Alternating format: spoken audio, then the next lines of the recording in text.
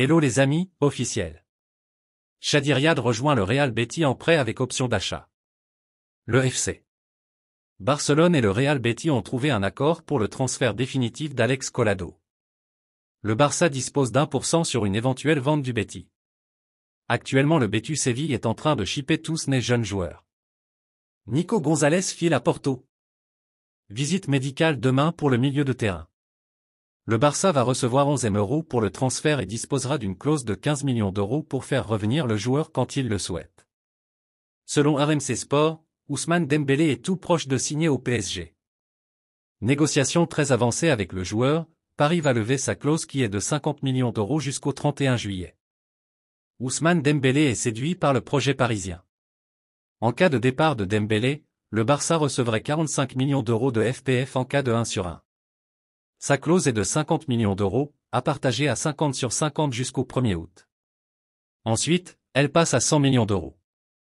En cas de départ de Dembélé, l'objectif du Barça est de le remplacer par Bernardo Silva. Que pensez-vous du dossier Ousmane Dembélé? Le départ de Kessié ne sera pas le dernier. Au moins un autre joueur sera contraint de partir et en ce moment, tout indique que ce sera Ferran Torres.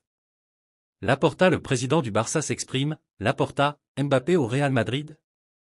Sur le papier, c'est un joueur extraordinaire qui fait la différence. L'avoir face à vous complique le match. Je fais confiance à mon équipe. Les joueurs que le Barça a pour moi sont les meilleurs.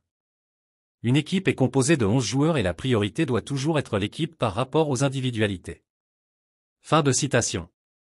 Le mercato s'arrête dans un peu plus d'un mois mais le Barça a encore énormément de travail concernant les départs et quelques arrivées. Beaucoup de travail. Le dernier levier du Barça, revendre 16% de Barça Studio contre 60 millions d'euros. Laporta a trouvé un accord avec Roure et l'entreprise Socio.com pour revendre un tiers des 49% qu'ils ont achetés l'année dernière pour encaisser immédiatement. Le nouvel acheteur est un private equity allemand qui donnera 60 millions d'euros. Eric Garcia a parlé à Xavi car il s'inquiétait des rumeurs selon lesquelles il pourrait être vendu. Cependant, Xavi l'a rassuré en lui disant qu'il resterait au club à moins qu'une offre irrésistible n'arrive.